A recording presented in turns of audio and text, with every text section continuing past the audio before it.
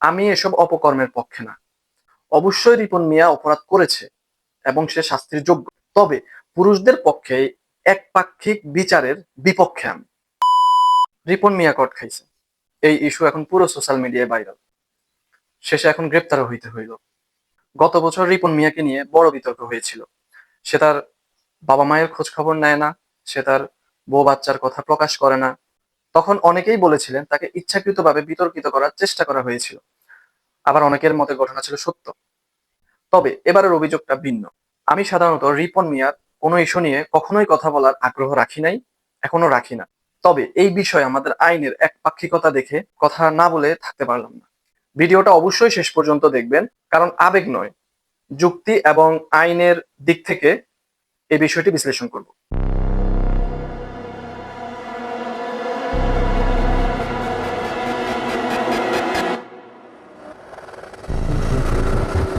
মূলত ঘটনা হচ্ছে, সামাজিক এবং গণমাধ্যমে ছড়িয়ে পড়া তথ্য অনুযায়ী গড়ে স্ত্রী থাকা অবস্থায় তিনি এক নারীর সঙ্গে পরকীয়ায় জড়িয়েছেন। এরপর এলাকায় সালিশ মুচলেকা দিলেন, বড় অঙ্কের নিউজ অনুযায়ী 5 লাখ টাকা জরিমানা দিলেন এবং এটাও শোনা গেছে 5 দিনের মধ্যে তাকে এলাকা ছাড়ার আহ, রায় দেওয়া হয়েছে সালিশ থেকে। এখন আমার প্রশ্ন হলো, রিপন মিয়া কি একা এই সম্পর্কে জড়িয়েছেন? যদি এইটা দুইজন প্রাপ্তবয়স্ক মানুষের সম্মতিতে হয়ে থাকে, তাহলে আলোচনায় এবং বিচারে শুধু একজনেরই নাম কেন? গ্রেপ্তার কেন শুধু রিপন? এই মেয়ে তো তার পাশের বাড়ির বা তার এলাকারই। ওই নারী কি জানতেন না যে রিপন মিয়া বিবাহিত বা তার বাচ্চা আছে? যদি তিনি জানতেন, তাহলে দায়বদ্ধতা কি শুধু একজনের? রিপন মিয়া কি পরকীয়া একা একাই করছেন? এই পরকীয়ায় কি ওই মেয়ের স্বেচ্ছায় কোনো ভূমিকা ছিল না? শাস্তি যদি দিতেই হয়, তাহলে ওই মেয়েও তো শাস্তি পাওয়ার যোগ্য।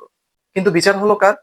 একা রিপন মিয়ার। টাকাও দিল, মুসলেকাও দিল, গ্রেপ্তারও হলো, ক্যারিয়ারও শেষ। ওইদিকে একই মাপের অপরাধ করে ওই মেয়ে চোখের আড়ালে। উল্টো সেই মেয়ে, সরি টু সে, মজমাস্তি করেও 5 লাখ টাকা পেল। আমি এসব অপকর্মের পক্ষে না। অবশ্যই রিপন মিয়া অপরাধ করেছে এবং সে শাস্তির যোগ্য। তবে পুরুষদের পক্ষে একপাক্ষিক বিচারের বিপক্ষে আমি।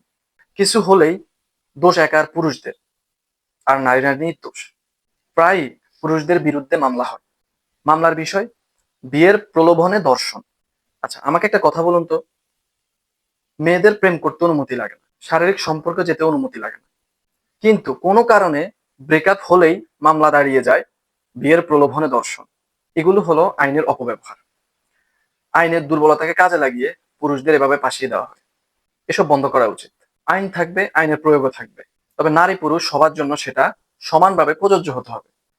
এক হাতে কখনোই তালি বাজে না, আপনাকে হাত দুইটা করতেই হবে। পুরুষ কখনো একা এসব করতে পারে না, তাকে সঙ্গ দিয়েই এসব করানো হয়। পরকীয়া বা বিয়ের প্রলোভনে ধর্ষণ, এগুলো পুরুষদের একার ইচ্ছে হয় না। তাই পুরুষদের পাশাপাশি সেসব অংশীদার নারীদের আমি যথাযথ বিচার দাবি করি। তাদেরও প্রকাশ্যে আনতে হবে, প্রকাশ্যে মুচলেকা এবং জরিমানা দিতে হবে। আইন অনুসারে জেলে গিয়েও কারাভোগ করতে হবে। এটাই নিয়ম হওয়া উচিত, সবার জন্য সমান নিয়ম হওয়া উচিত। এই ভিডিওর মেসেজ একটাই, নারী হোক বা পুরুষ, আইন কারো পক্ষ নেবে না, আইন ন্যায়ের পক্ষে বিচার করবে। আপনার কি মনে হয়, বিচার কি সবার জন্য সমান হওয়া উচিত? সমাজ কি এখনো এক পক্ষকে বেশি দায়ী করে? আপনার মতামত কমেন্টে জানিয়ে দিন। ভুল ত্রুটি হলে ক্ষমা করবেন বা যুক্তি দিয়ে কমেন্টে ধরিয়ে দিবেন। আজ এই পর্যন্তই, দেখা হবে অন্য কোনো ভিডিওতে। আসসালামু আলাইকুম।